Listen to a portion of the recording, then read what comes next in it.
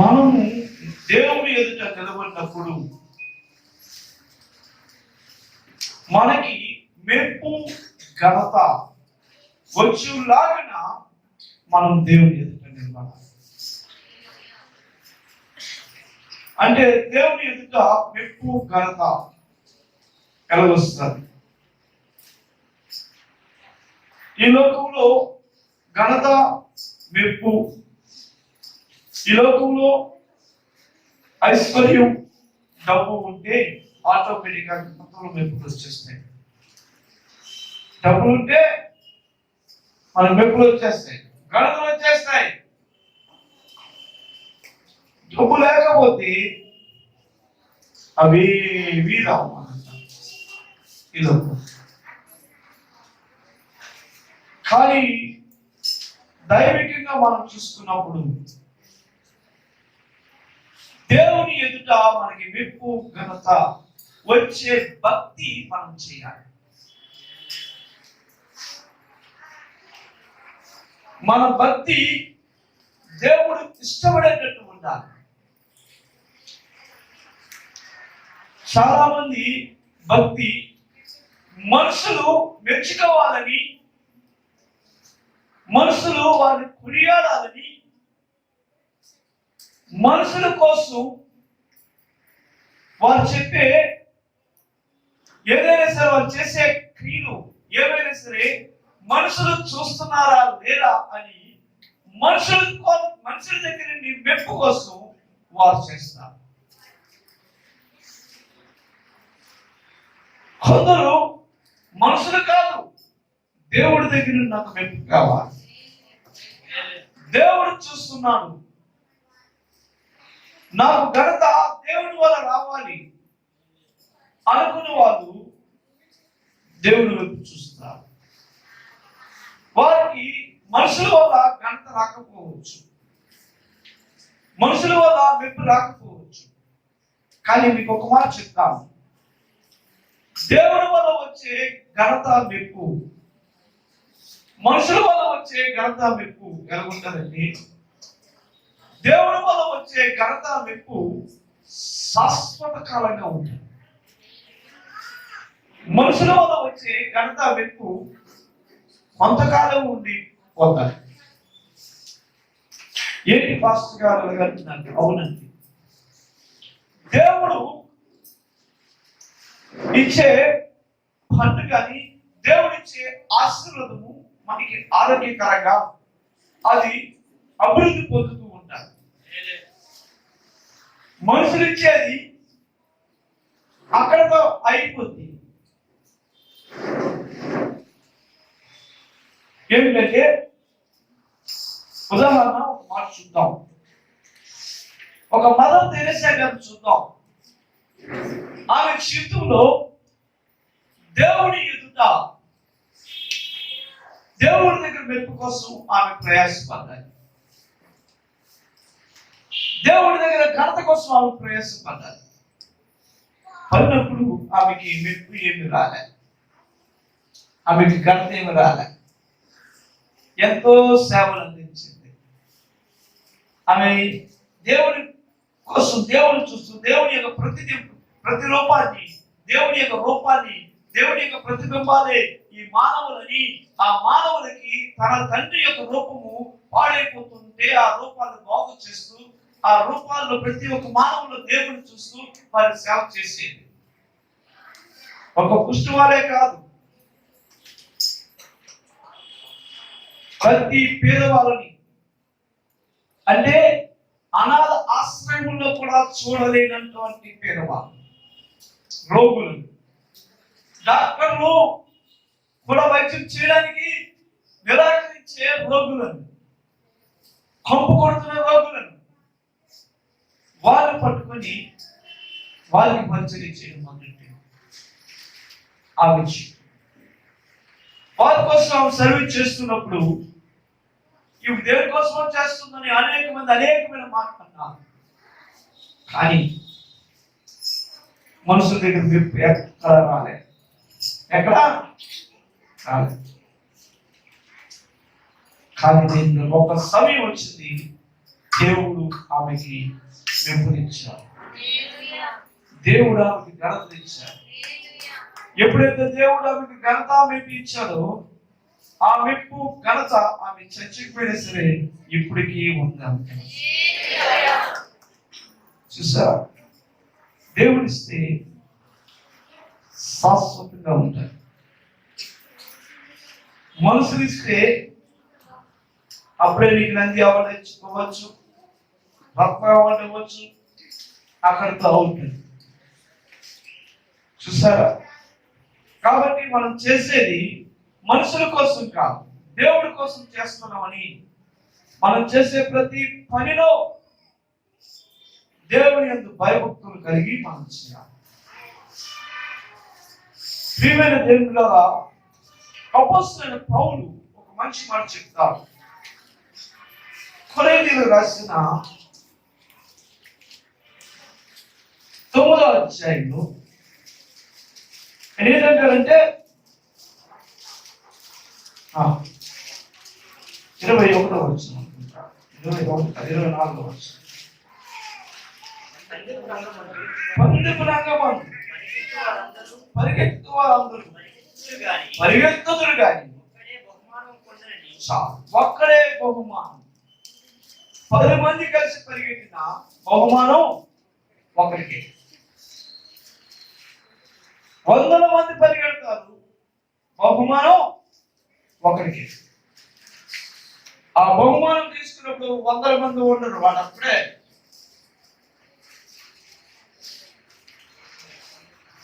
అదొక్కడికే.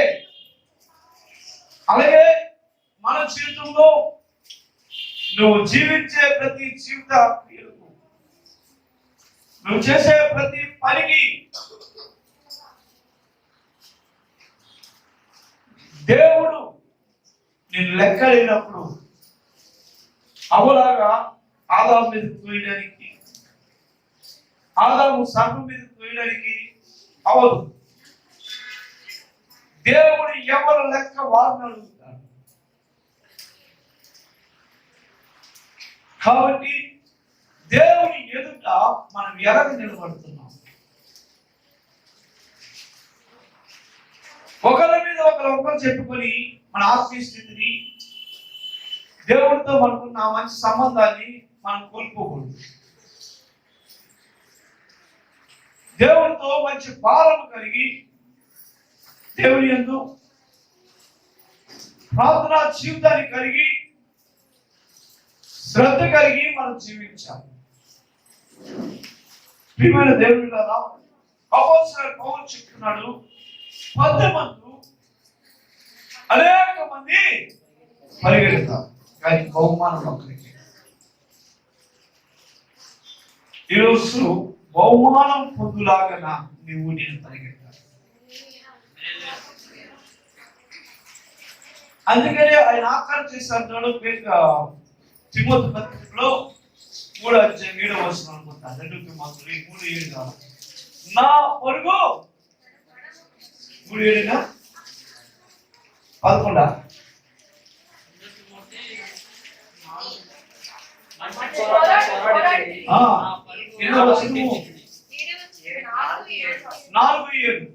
మంచి పోరాటము పోరాడి చూసారా, ఎంతో చక్కగా చెప్తున్నాడు.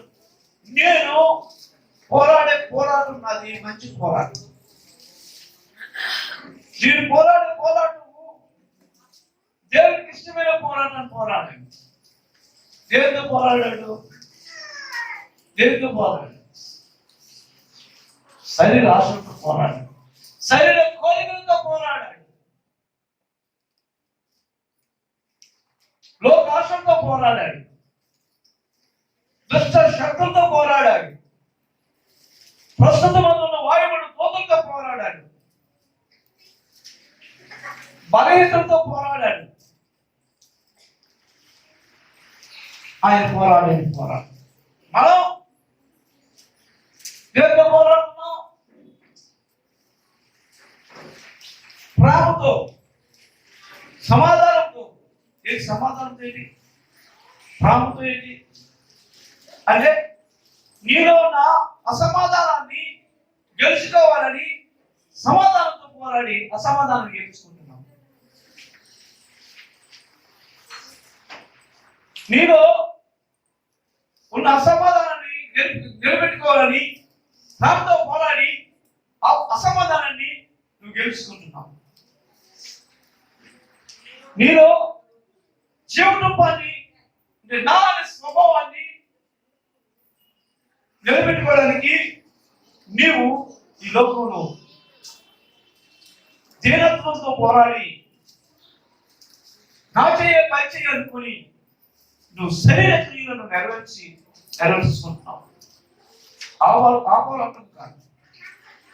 ఆ పోరాటం పోరాడి అందులో గెలిచిన వాళ్ళు దేవుడి దగ్గరికి వెళ్ళరు.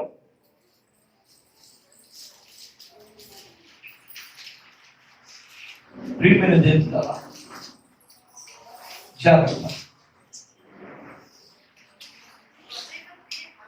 దేవుడట ఒక వ్యక్తిని శిక్షించేటప్పుడు, ఒక వ్యక్తిని దేవుడు లెక్క అడిగేటప్పుడు, దేవుడు ఆ వ్యక్తిని ఏ విధంగా లెక్క అడుగుతాడంటే, బైబిల్ చెప్తుంది, నీవు నేను మనం ఏం చేస్తున్నామో నువ్వు మర్చిపోవచ్చు, నేను మర్చిపోవచ్చు.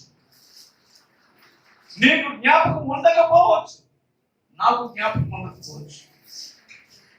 కానీ దేవుడు కూడా మర్చిపోదామన్నా సరే నీ జీవితం నిన్ను మర్చిపోదని. నువ్వు నిలబడేటప్పుడు దేవుడు ఎదుట నీకు వ్యతిరేకంగా నీవు ఈ భూమి మీద జీవించిన జీవితం వ్యతిరేకంగా నిలబడతాను. ఈ వ్యక్తి ఈ విధంగా జీవించింది, ఈ వ్యక్తి నాతో ఓడిపోయింది, ఈ వ్యక్తి నాతో ఓడిపోయాడు అని గర్వం నిలబడతాడు. నేను ఆ వ్యక్తిలో ఉండి నా గర్వాన్ని గెలుచుకున్నాను, ఓడిపోయింది.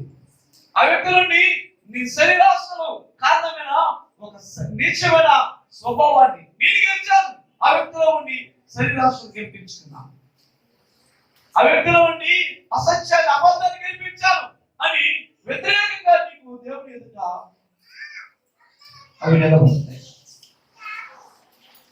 మనం చేసినవన్నీ కూడా అవి నువ్వు అనుకోవచ్చు, కానీ అవి నీతోనే ఉంటాయి. చూడండి, యేసు ప్రభువారు ఒక పాపాత్మురాలైన స్త్రీని ధర్మశాస్త్ర బోధకులు, సదుకాయులు, పరిసయ్యులు వీరందరూ కలిసి వ్యభిచారంతో పట్టబడిన స్త్రీని యేసు ప్రభు దగ్గరికి తీసుకొచ్చారట. తీసుకొచ్చి బోధకుడా ఈ స్త్రీ వ్యభిచారం చేస్తుండగా పట్టబడ్డది. అట్టి వారిని రాళ్ళు రువ్వి చంపవలనని ధర్మశాస్త్రములో మోషే మనకి ఆజ్ఞాపించారు కదా. అయినను నీవేమి చెప్తావు? చూడండి, ఆమెని శిక్షించడానికి అందరూ వచ్చి ధర్మశాస్త్ర ప్రకారము పాపం చేసిన స్త్రీ ఏమిని శిక్షించాలి, నువ్వేం చెప్తావు? యేసు ప్రభు అడిగారు, ధర్మశాస్త్రం శిక్షిస్తుంది, ధర్మశాస్త్రం శిక్షించింది, నువ్వు శిక్షించడానికి నేను శిక్షిస్తాను అన్నాడు. నేనే కొడతాను వాళ్ళకి అన్నప్పుడు అయితే కొట్టండి, నీకు కొట్టే స్తోమత ఉంటే ఆ మీద రాయి వేసే అంత నీవు ఆవిడకన్నా నీతిమంతులు వెళ్తే కొట్టు అన్నప్పుడు నేను నీతిమంతులు అనుకుంటున్నాడు పాపం. వాళ్ళు అప్పటి వరకు ధర్మశాస్త్ర బోధకుడిని, పరిశోధకుడిని గొప్పవాళ్ళు అనుకున్నారు. వాళ్ళు ఎప్పుడైతే రాయలేడానికి వచ్చినప్పుడు వారికి వ్యతిరేకంగా వారు ముందు ప్రభు ఒక గీత గీసినప్పుడు ఆ గీతలో కూడా లేచి చెప్తున్నారు, నీవు కూడా ఎలాగ రాయేస్తావు, నీలో ఈ పాపం ఉంది అని నీలో నేనున్నాను అని ఆయన చూపించిన ప్రతి దాంట్లో ఆ పాపం ఆయన వారు కనబడగానే ఒక్కొక్కరు కూడా ఆ పాపం చూసి ఏంటి మేము నీతివంతులము కాము, ఆ మీద రాయలు వేయడానికి మేము యోగ్యులము కాము అనుకుని ఒకరు వెంట ఒకరు వినుకుంటారు. పెద్దవారు మొదలుకొని చిన్నవారు మొదలుకొని ఒకరు వెంట ఒకడు వెళ్ళిపోతున్నాడు. ఒకరి కథలో ఒకరు. ఎందుకో వాళ్ళకి నీతిమంతులు అనుకుంటున్న వాళ్ళకి వాళ్ళ యొక్క స్వభావమే బయటికి వచ్చి చూపిస్తుంది. నువ్వు పలానా రోజు పని చేయలేదా, ఈరోజు మరి జ్ఞాపకం చేసుకోవాలి. మనము దేవుని ఎదుట నిలబడేటప్పుడు మనం చేసే ప్రతి పని, మనం జీవించే మంచి చెడు, అది మనకి ఆ రోజు మన ఎదుట నిలబడతారు. నువ్వు దేవుని జయిస్తున్నావు, ఎవరిని దేవుని జయిస్తున్నావు నువ్వు అనుకుంటున్నావు, నిన్ను నువ్వు గెలుచుకున్నాను అనుకుంటున్నావు, కానీ నువ్వు ఓడిపోతున్నావు. ఒక వ్యక్తిని అబద్ధలాడి మోసం చేయొచ్చు, మోసం చేశాను నేను గెలిచాను అనుకోవచ్చు, కానీ నువ్వు ఓడిపోతున్నావు. నీ తల్లిదండ్రుల కళ్ళు నువ్వు కప్పవచ్చు, కానీ నీ కళ్ళు నువ్వు కప్పుకుంటున్నావు తెలుసుకోవాలి. నీ భర్తని నువ్వు మోసం చేయొచ్చు, కానీ నిన్ను నువ్వే మోసం చేసుకుంటున్నావు అని తెలుసుకుంటే తెలుగు ఒక రోజు రాకపోతుంది. నీ భార్యని నువ్వు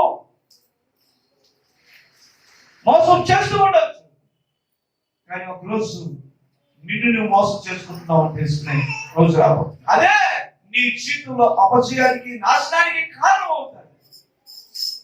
ప్రియమైన దేవుని బిడ్డలారా, మనం జీవించే క్రైస్తవ జీవితం, మనం జీవిస్తున్న జీవితం మనిషి కదా పోరాటం అన్నారు.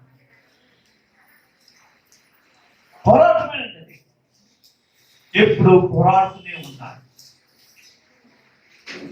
పోరాడేవాడు పడుకుంటాడా చెప్పండి? పడుకుంటాడా? పోరాటం నుండి పడుకుంటాడా? నిద్రపోతే ఓడిపోతాడు. యేసు ప్రభువు వారు ఒక భక్తుడిని శాపంతో పోల్చారు. విశ్వాసం ఎందుకు శాపంతో పోల్చాడు తెలుసా? విశ్వాసం యేసు ప్రభువు వారు ఎందుకు శాపంతో పోల్చాడు తెలుసా?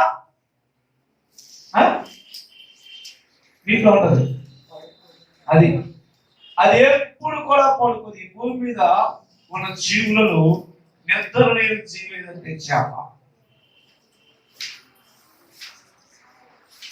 ఈరోజు విశ్వాసమైన మనము మన జీవితాల్లో ఓడిపోవడానికి అనేకమైన కారణాలు ఏంటంటే మన నిద్ర. ఏంటి నిద్ర? మామూలు పడుకోవడం కాదు. పడుకున్నవాడు అన్ని మర్చిపోయి పడుకుంటాడు. ఈరోజు చాలా మంది వారికి ఈ పని చేయాలని తెలిసి కూడా మర్చిపోతారు. వారికి దేవుడి కోసం ఈ పని చేయాలి, నేను పరిశుద్ధంగా ఉండాలి, నేను అబద్ధం ఆడకూడదు, నేను మోసం చేయకూడదు, నేను వ్యర్థమైన మాట ఆడకూడదు అని తెలిసి కూడా మర్చిపోయి ఉండేవారు వారు నిద్రలో ఉన్నారు. ఈరోజు మనం జ్ఞాపకం చేసుకోవాలి. ప్రియమైన దేవుడా, నాకు ఒక స్నేహితుడు ఎవరి కాలంలో మీ కొత్తగా దేవుణ్ణి నమ్ముకున్నాను. కొత్తగా దేవుణ్ణి నమ్ముకున్నప్పుడు అప్పుడే దేవుళ్ళలోకి వెళ్తున్నాం. మేము ఒక 5 కుర్రోళ్ళు ఎవరొస్తూ ఉండేవారు, ఫ్రెండ్స్. 5 కూడా చర్చికి వెళ్ళేవారు, ప్రార్థనకి వెళ్ళేవారు, ప్రార్థన చేస్తుండేవారు. ప్రార్థన చేస్తున్నప్పుడు మాకు ఒక పరీక్ష వచ్చింది. ఏమి పరీక్ష అంటే, చర్చికి వస్తూ కొత్తగా మొట్టమొదటిసారి వస్తుంటాం కాబట్టి అప్పుడు ఎలాగుండేదంటే, అప్పుడు అలా చర్చికి ఎవరెవరు వస్తుందో అలా చూస్తుండేవారు, పక్కన కూర్చుని వాళ్ళు ప్రార్థన చేస్తుండేవారు. ప్రార్థన ఉండే వాళ్ళు మమ్మల్ని అందరినీ కూడా సగరపరుస్తుందిగా ఒక ఊరు నుండి అక్కడ తీసుకెళ్ళారు కొండ మీద ప్రార్థనకి వెళ్ళాం. రాత్రి 1 గంట 2 అయింది. ప్రార్థన అయిన తర్వాత పడుకున్నాం. ఆ చలి మంచి చలిలో మాటండి అందరికి దుప్పటి తెచ్చి పడుకున్నాం. పడుకుంటే ఆ పక్కని లైన్గా పడుకుంటే ఒక అందమైన అమ్మాయి ఆ రోజు అక్కడున్న చర్చిలో అందరికంటే అందంగా ఉన్న ఒక వ్యక్తి, పెళ్లి కాని వ్యక్తి అక్కడ కనబడి చక్కగా వచ్చి దేవుడి మాట చెప్పి బాగా ఉంది. మొట్టమొదట ఒక అబ్బాయి పక్కని పడుకుంది. ఆడికి అమ్మాయి పక్కన పడుకున్న ఆడికి తెలియదు. నిద్రలో ఉన్నాడు యవనస్తుడు. ఆయన పట్టుకుంటుంది.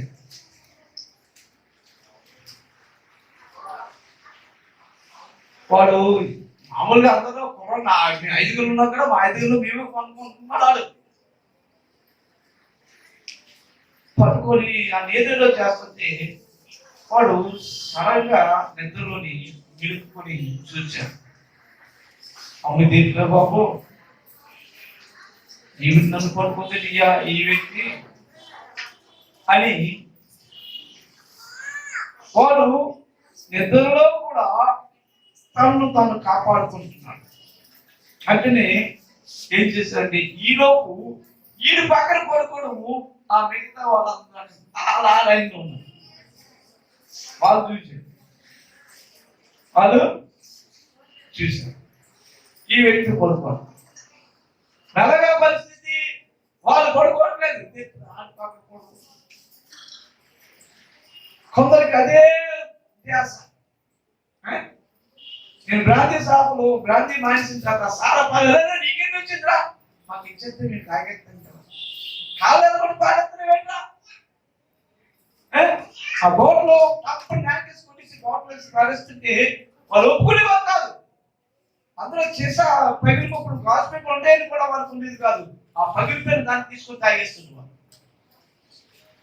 అందరూ వాటి కోసం అంట. ఏం జరిగింది? ఈ వ్యక్తి నెమ్మదిగా లేచిపోయి వెళ్ళిపోయాడు. ఇప్పుడు అక్కడ ఆ వ్యక్తి ఉండిపోయింది. ఈలో మీ పక్క ఉన్నారు కదా, ఇదేం చేసేది తెలుసండి, ఇదే వచ్చిన ఛాన్స్ అని లోపల కప్పించుకున్నాడు. వాస్తవం అండి. ఎందుకు ఈ మాట చెప్తున్నానంటే, నువ్వు నిద్రలో ఉన్నప్పుడు కూడా పాపం దగ్గరికి వస్తే పారిపోవాలి. నిద్రలో ఉన్నప్పుడు కూడా పాపం నీ దగ్గరికి వస్తే పారిపోయేంత చలనము నీ శరీరంలో ఉండాలి.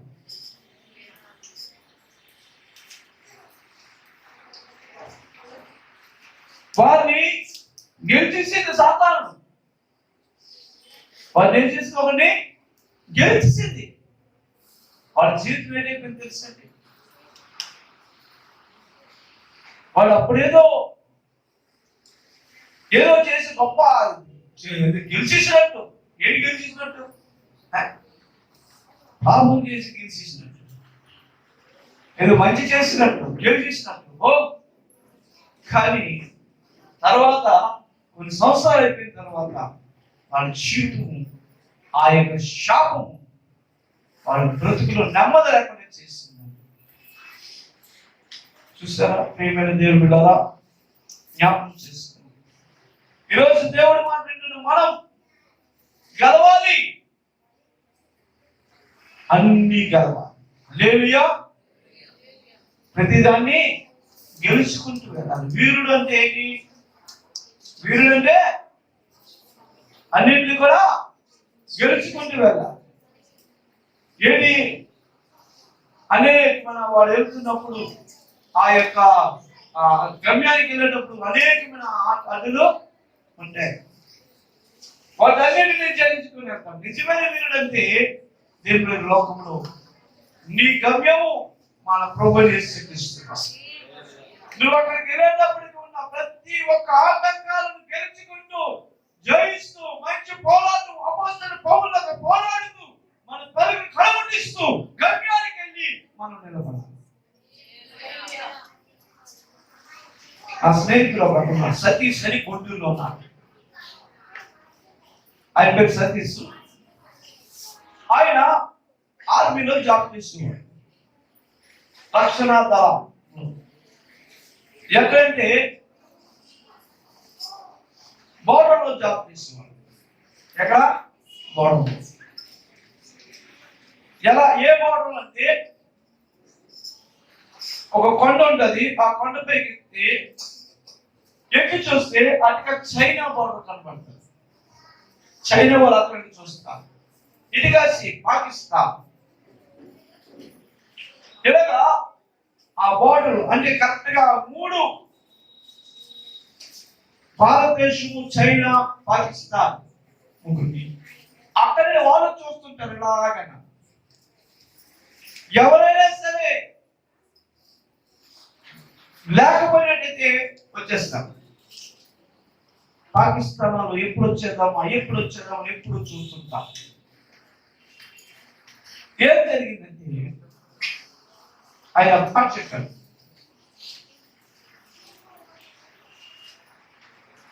పాకిస్తాన్ ఏం చేశారంటే వీళ్ళు ఆ పైకి వాళ్ళు ఉంటున్నప్పుడు వాళ్ళు నెమ్మదిగా ఎలాగోలాగా వచ్చేసారు. వచ్చి అక్కడ మన భారతీయులను ఆ బోర్డర్లో ఉన్న వారిని చాలా మందిని హతమార్చేశారు. వారిలో ఈ అబ్బాయి కూడా ఉన్నారు. ఈ అబ్బాయితో పాటు ఇంకొక అబ్బాయి కూడా ఉన్నారు. ఏం జరిగిందంటే ఇంకొక అబ్బాయికి ఈయనకి చేతిలో ఒక బుల్లెట్ వెళ్ళిపోయింది. పడిపోయాడు. శ్రోతలు పడిపోయాడు. చచ్చిపోయినట్టు. ఇంకొక అబ్బాయికి ఈయన కారులో బుల్లెట్ తగిలింది. పడిపోయాడు. చచ్చిపోయాడు అనుకున్నారా? ఆయన అలాగే పట్టుకున్నాడు. మన ప్రాణంతో శత్రువును ఎలాగేసరి ఎదుర్కోవాలని వాళ్ళు వచ్చి మన భారతదేశం యొక్క జెండా తీసి వాళ్ళ జెండా పెట్టుకొని వాళ్ళ ఫోటోలు తీసుకుంటున్నారు. ఈలోపు శ్రోత్ కోల్పోయిన వ్యక్తి, ఈలోపు మన భారతీయులు వెంటనే చనిపోయిన అమరవీరులకి అంటే ఇక్కడ ఆల్రెడీ వాళ్ళు ఏదో బిరుదులు ఇచ్చేస్తారు. చనిపోయిన తర్వాత బిరుదులు ఇస్తారు కాదు. అమరవీరులు ఏదో బిరుదులు ఇస్తారు కదా. బతుకున్నప్పుడు ఎవరు చనిపోయిన వాళ్ళు ఇచ్చేస్తారు బిరుదులు. ఇచ్చినప్పుడు ఏం జరిగిందంటే వీరిలో ఒక వ్యక్తి కాలు మీద దెబ్బ తగిలిన వ్యక్తి, వాడు అంత దెబ్బ తగిలిన సరే నా దేశం కొరకు ఉండాలి, చనిపోయిన పర్లేదని లెగిచి కళ్ళు తెరిచి ఆయన దగ్గర ఉన్న బుల్లెట్ గ్యాన్ తీసుకొని ఆ యొక్క పాకిస్తానీ 5 సూట్ చేస్తారు. వాళ్ళు కూడా ఇంకొకరు వెళ్ళి ఇద్దరిని సూట్ చేసేస్తున్నారు. సూట్ చేస్తున్నప్పుడు ఇద్దరు కూడా వాళ్ళందరినీ సూట్ చేస్తాడు. ఈయన చచ్చిపోయారు. వాళ్ళు చచ్చిపోయారు. కానీ కొన ప్రాంతంతో ఉన్న ఆ వ్యక్తి వెళ్ళి మరి పాకిస్తాన్ జెండా తీసి భారతదేశ జెండా పెట్టాడు. దేవునికి స్తోత్రం. తర్వాత ఈ సతీష్ అనే వ్యక్తి అందులో ఆ వ్యక్తి బతికాడు. దేవుని చేతులైతే మన చర్చికి ఎప్పుడైనా తీసుకొస్తాను. నాకు మంచి ఫ్రెండ్ అయినా గుంటూరులో ఉంటాడు. ఆయనకి ఇప్పటికీ ఇక్కడ గవర్నమెంట్ జాబ్ చేయకుండానే ప్రతి నెల చేతికిచ్చేస్తుంది. ఎందుకంటే ఆయన అమరవీరు, ఆయనకి ఉద్యోగం చేయవస్తుంది. వారికి రాష్ట్రపతి కూడా నమస్కారం. చనిపోయాడు అనుకుని ఆయనకి అభివృద్ధి ఇచ్చారు. దేవుడు బిడ్డలారా, ఎందుకు ఈ మాట చెప్తున్నాడంటే మన జీవితంలో పోరాడాలి శత్రువుతో. అందుకనే బైబిల్ చెప్తుంది, మీరు ఇంకా పాపంతో రక్తము కారినట్టుగా పోరాటం. ఏప్రిల్ రాసిన గత 12 అధ్యాయం ఉంటుంది సరే. మనం పోరాడాలి. ఎలా పోరాడాలి? ఎవరితో? మనుషులతో కాదు, పాపముతో. మీరు పాపముతో పోరాడుతూ రక్తము కారణంగా ఇంకా మీరు దాన్ని ఎదిరించలేదు. రక్తం కారణంగా ఎవరు పోలీసులంతగా కాదు. హల్లెలూయా. మన ప్రభువుని యేసుక్రీస్తు వారు గెత్సెమనే తోటలో ఆయన మోకాలేసి ప్రార్థన చేస్తున్నప్పుడు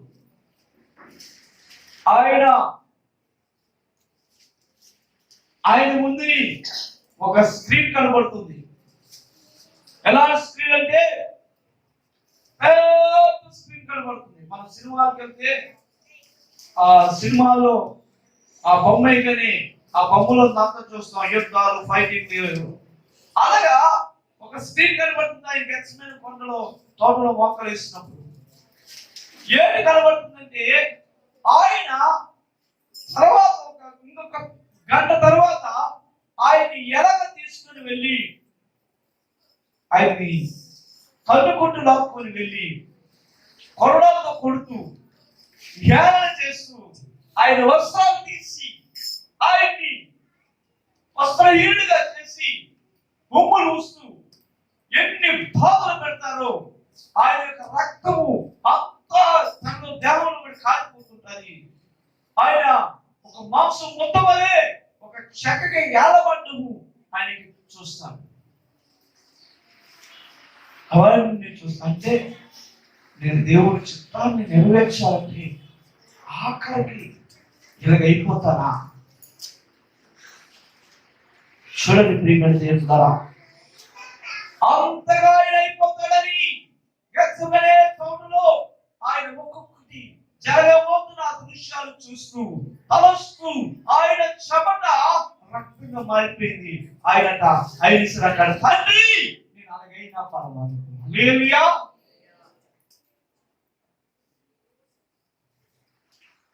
ఆయన ఏం చేశాడు? దేవుని మంచి పోరాటానికి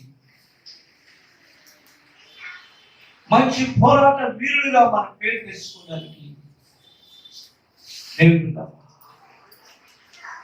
దేవుని ఎదుట నిందారహితంగా నిలబడడానికి మెప్పు ఘనత తెచ్చుకోవడానికి ఈ లోకంలో వచ్చే ప్రతి ఒక్క శోధన జయిస్తూ ఎదుర్కొంటూ మనం వెళ్ళిపోవాలి. ప్రభు కొరకు జీవించాలి. సైనికుడు క్రైస్తవులు అంటే ఇంకేంటి? క్రైస్తవులు అంటే అర్థం ఏంటి? ఇంకోటి సైనికుడు. ఎక్కడ ఉంటారు? తిమోతిలో 2వ అధ్యాయం 2 తిమోతి 2వ అధ్యాయమా 2వ అధ్యాయం. నా కుమారుడు క్రీస్తు యేసు యొక్క మంచి సైనికుల వలె నాతో కూడా శ్రమను సైనికుడు. చూసారా? క్రీస్తు యేసు యొక్క సైనికుడు, క్రీస్తు యేసు యొక్క చూడండి ఏ సైనికుడు? మగిని మంచి సైనికుడు. హల్లెలూయా. క్రీస్తు యేసు యొక్క మంచి సైనికుడు అంటే మంచి సైనికులు ఉంటారు, సైనికులు ఉంటారు,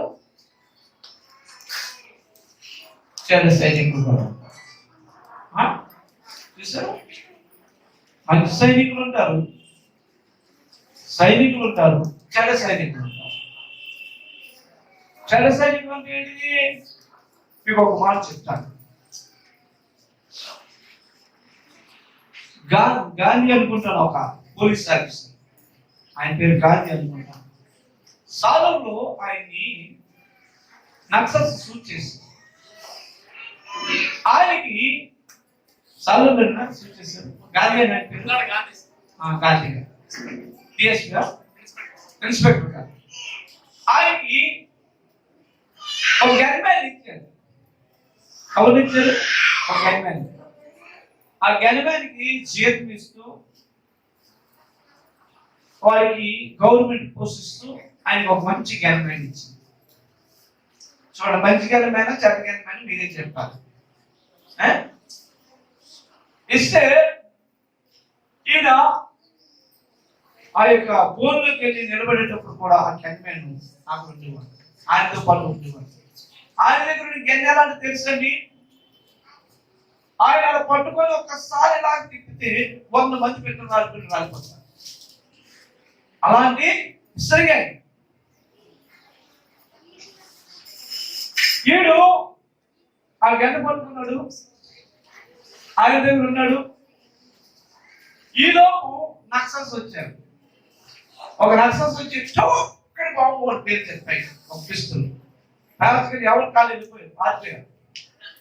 వాడు ఇలా సూట్ చేస్తే ఒకసారి సూట్ చేస్తే ఒక మనిషి తెచ్చుకుంటారు. కానీ ఇది ఒకసారి అంటే 100 మంది తెచ్చుకుంటారు. ఆవిడ దిశగా పేరుస్తుంటే ఈడేం చేస్తున్నాడు? ఒకసారి చెప్పాలా? చెప్పలేదు. జెర్సీ మీద దాగుంటున్నాడు, జెర్సీ మీద దాగుంటున్నాడు. ఇది మంచి బాడీ కదండి, దేవుడికి అలాగే వస్తుంది. ఆ ఒక్కడి వల్ల అంత మంచి సిన్సియర్ గా పోలీస్ ఆఫీసర్ని మార్చనిపిస్తారు. ఈరోజు యేసు మరి ఎందుకు సిలువ వేయబడుతున్నాడంటే ఆయనకున్న సైన్యము సరిగ్గా లేదు, దొంగ సైన్యం ఉంది. ది గ్రేట్ అలెగ్జాండర్ యుద్ధానికి వెళ్ళినప్పుడు అలెగ్జాండర్ 33 సంవత్సరాలకి ప్రపంచం జయించిన గొప్ప బలశాలి. అలాంటి అలెగ్జాండర్ యుద్ధం వెళ్తున్నాడు. యుద్ధం చేస్తూ యుద్ధం చేస్తూ మంచి వేడిగా జరుగుతుంది. యుద్ధం జరుగుతున్నప్పుడు ఈ అలెగ్జాండర్ వెనకాల గురువు వెనకాల దాక్కుంటున్నాడు. ఈ అలెగ్జాండర్ యుద్ధం చేస్తూ వెనక్కి తిరిగి చూశాడు. వాడు వెనకాల నుండి ఇలా దాగుని చూస్తున్నాడు. ఈ అలెగ్జాండర్ ఏం చేశాడు? ఎప్పుడు నువ్వు నా వెనకాల ఉంటున్నావు? ముందుకు రా, ముందుకు వచ్చి ఎవరు నువ్వు? ఎందుకు అలా దాగుంటున్నావు? నువ్వు సైనికులు రా, నీకేంటి అర్థమయ్యా అంటూ అలెగ్జాండర్ అన్నాడట, నీ పేరు ఏంటిదయ్యా చెప్పాను. ఆడన్నాడట, నా పేరు అలెగ్జాండర్ అన్నాడు. అలెగ్జాండర్ పాడైపోయింది. నీకు ఒకటి చెప్తున్నా, నీవు నీ పేరుని మార్చుకుని ఇంటికెళ్ళిపో, లేదా ధైర్యంగా ముందుకెళ్ళి వివరించి అలెగ్జాండర్ పేరు పెట్టుకోండి.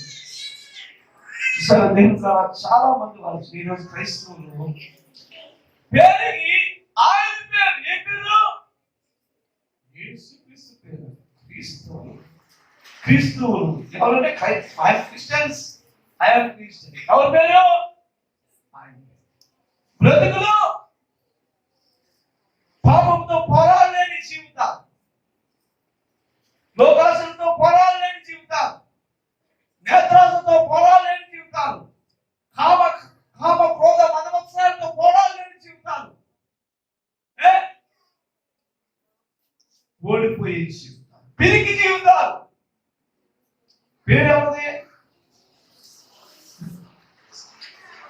చూసారా? మాతో దొంగలకి ఒక భాషగా అన్నాడు, బ్రదర్ మన సోదరికి ఎక్కడికైనా తీసుకెళ్ళాలి బ్రదర్, నన్నైతే తీసుకెళ్తాను, మన మీద తీసుకెళ్ళాను. బ్రదర్ శాస్త్ర సేవ ఇలాంటి గురించి యు ఆర్ గుడ్ బ్రదర్ అన్నా. గుడ్. ఆయన ఎందుకోసం నాతో చెప్పమన్నాడు, సేవ చేస్తాను ఒక స్థలాన్ని ఆబ్జెక్ట్ అన్నాడు. అయితే దానికి స్థలం ఆబ్జెక్ట్ అని తీసుకెళ్ళాడు. సగం దాకా వచ్చాడు. మరి సగం దాకా వచ్చి మరి పైకి రాదు వెళ్ళిపోతుంది. మీకు తెలుసు పెళ్లి పేరయ్య జాయిన్ అంటాం కదా, గజపతి గాలి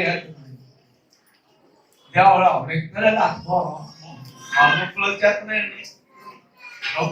అన్నాడు మంచి సైనికుడు అది, మంచి పోరాడండి. నీ కాలు వంక కాదే, నీకు అనారోగ్యం లేదే, నీకు వయసు అయిపోలేదే, నువ్వు నడగలవు, పరిగెట్టగలవు. ఈరోజు క్రైస్తవులు కూడా సుఖవంతమైన జీవితానికి అలవాటు పడింది.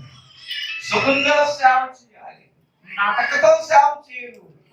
వారి ఇంటి ముందుకి ఆటో రావాలి, ఆటో తీసుకెళ్ళి, లేదా ఇంటి ముందుకి వ్యాన్ రావాలి, వ్యాన్ తీసుకెళ్ళాలి. అలేదు అక్కడ వాళ్ళు దిగింది మాకు ఎస్కాట్ వచ్చారు స్ట్రీట్ ప్లాన్ అండి. వాళ్ళు బస్సు కూడా దిగట్లేదు, బస్సు దిగట్లేదండి. మంచి బస్సు, ఏసీ బస్సు దిగలేదు. బస్సు గురించే ప్రియమైన దేవుడు విన్నారా, యేసుక్రీస్తు లోక రక్షకుడు ప్రభువుని నమ్ముకోండి. బస్సులో కూడా చెప్పేస్తాను, అయ్యా ఇదేంటయ్యా దిగంటయ్యా, ఎండగా ఉందయ్యా, ఎండగా ఉందా, కింద దిగలేదా, నవ్వులేదట. శ్రమ పడమని బైబిల్ చెప్తుందా చెప్పలేదా? సువార్త ప్రకటించడం అంటే నువ్వు అలా చేస్తే దేవుడి ద్వారా ఒక మాట చెప్తారు. దేవుడి పని మనం శ్రమపడి చేస్తున్నప్పుడు దేవుడు ఆ ప్రతిఫలాన్ని ఇచ్చేస్తాడు.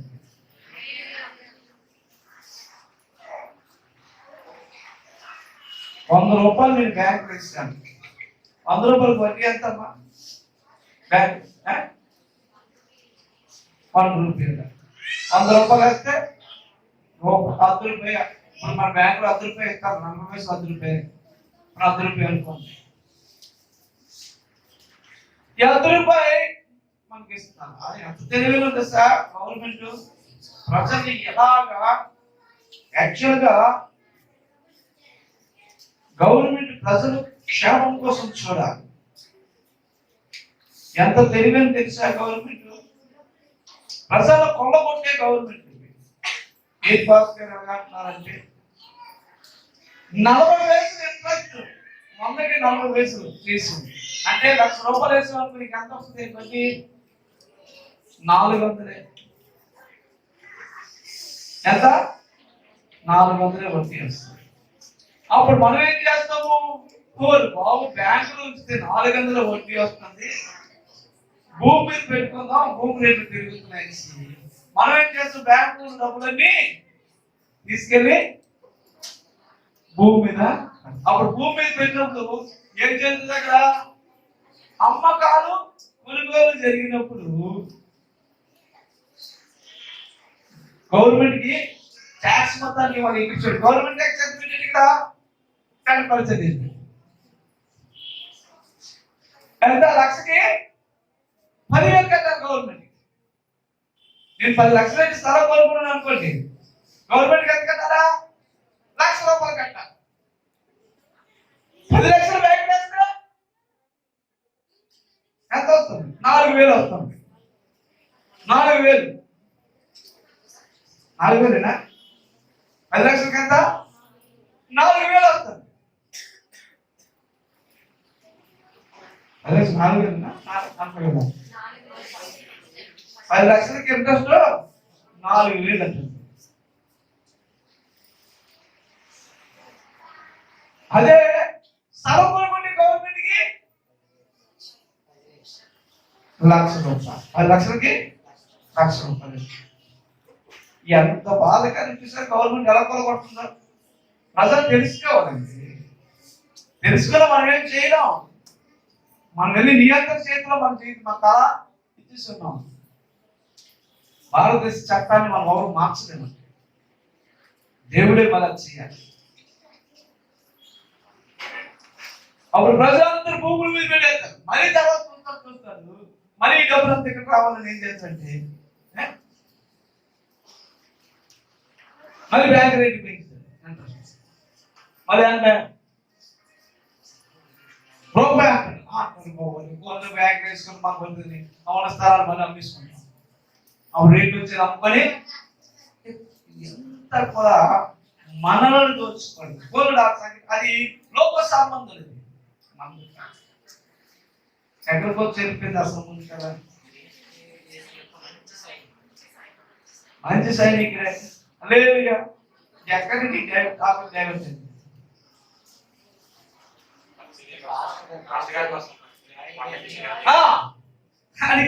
ఆ కొండ మీద తీసుకెళ్ళండి. ఆడు సుఖవంతమైన పరిచర్య కోరుకుంటున్నారు. దేవుడు పని మనం చేస్తే దేవుడు ఆ రుణాన్ని ఉంచుకోవాలి. చేస్తాడు. నువ్వు దేవుడి కోసం శ్రమ పడితే, ప్రయాసపడితే, దేవుడి కోసం నువ్వు నడుస్తుంటే మీకు ఒక మాట చెప్తాను. నేను కొత్తగా సేవకు వచ్చిన సమయంలో అప్పుడు నాకు 21 సంవత్సరాలు 24 సంవత్సరాలు. అప్పుడు నేను ప్రభువుని నమ్ముకున్న కొత్తలో ఇంటర్మీడియట్ చదువుతున్న 2 అమ్మాయిలు ఫస్ట్ క్లాస్ స్టూడెంట్స్. వాళ్ళు నాతోటి సువార్తకి ఎక్కడికైనా వచ్చేసి వాళ్ళు నడుచుకోండి. సువార్తకి ఇలా మీరు వస్తారా? మీరు నడుచుకోండి వస్తారా? మంచి ఎక్కడికైనా వచ్చేసుకో. ఎక్కడికి వచ్చి వాళ్ళు తెలుసా? వాస్తవం చెప్తున్నాను. కాలువెడి జంక్షన్ దగ్గర వ్యభిచార కొంపలు ఉంటాయి. ఆ కొంపలోకి వస్తే ఆ పాకల్లోని సరిగా పట్టుకుండేవి కాదు. అక్కడ నేను కూర్చుంటే నాతో పాటు అందరూ కూర్చొని ప్రార్థన చేసి వాక్యం చెప్తుంటారు. రెసిడెన్స్ కౌంటర్ ఉండదు కదండి. ఇప్పుడు ఎట్టారు కొత్తగా ఎట్టారు వాళ్ళు తీసి పెట్టారు. అందులో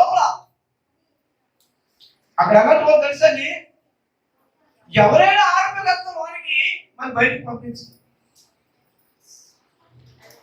అలాంటి స్థలంలో కండి ఈరోజు దేవుళ్ళరా అమ్మాయి 3 జిల్లాలకి ఏమో అని అగ్రికల్చర్ ఆఫీసర్. దేవుడు రుణాలు ఉంచుకోండి. దేవుడి కోసం నువ్వు చిన్న రిస్క్ తీసుకుంటే, ఒక భారతదేశం కోసం చిన్న రిస్క్ తీసుకుంటేనే దేశమే వారికి ఎంతో చేస్తుంది. హల్లెలూయా.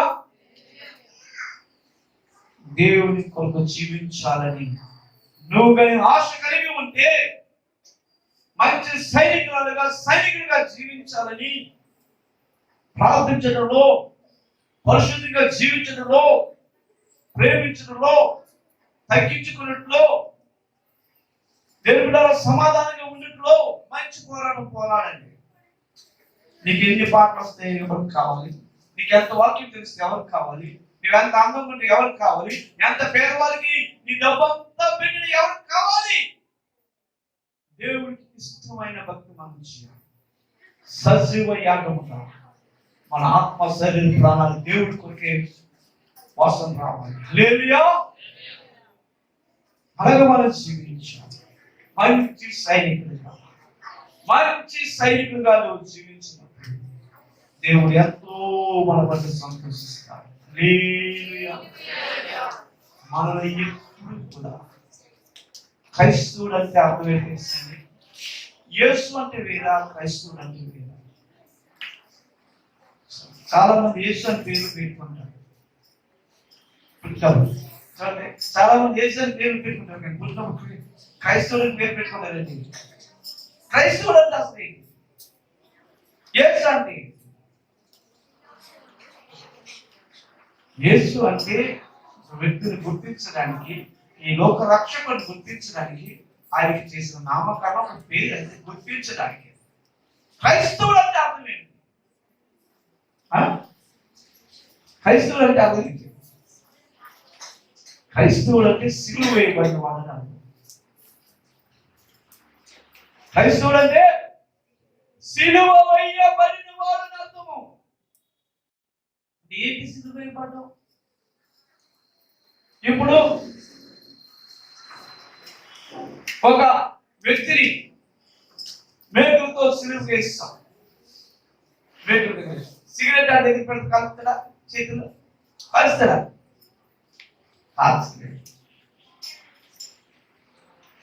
కలుస్తాడండి. మరి బ్రాంతి తీసుకుని తాగంతా వస్తాడా? రాలేడు. అంటే అర్థం ఏంటంటే ఈ లోక పాప విషయంలో, పాప కోరిక విషయాలు అన్నింటిలో కూడా క్రైస్తవుడు అనే మాటకి సిలువ వేయబడిన వాళ్ళని అర్థం. అందుకని మంచి భక్తులు పాడతారు, యేసుతో నేను సిలువ వేయబడి తిని, క్రీస్తుతో నేను లేపబడి తిని. చూసారా? యేసుతో సిలువ వేయబడ్డాం. ఏంటి సిలువ వేయబడ్డాం? మనలో ఉన్న కోపం, లోబడిన స్వభావం, మనలో ఉన్న అహంభావం, మనలో ఉన్న అందం, మనలో ఉన్న ఏదైతే శరీర సంబంధమైనది ఉందో అది సిలువ వేయబడాలి. అది ఎక్కువైతే కనపడుతుంది. నాలో కనిపించింది నీవే నీలాంటి కన్నులు, నీలాంటి చేతులు, నీలాంటి హృదయము నాకివ్వయ్యా. నీలాంటి కన్నులు, నీలాంటి చేతులు, నీలాంటి హృదయము నాకివ్వయ్యా. నీలా చూచుటకు, నీలా తాకుటకు, నీలా కనిపించుటకు నీవయ్యా. నీలా ప్రేమించుటకు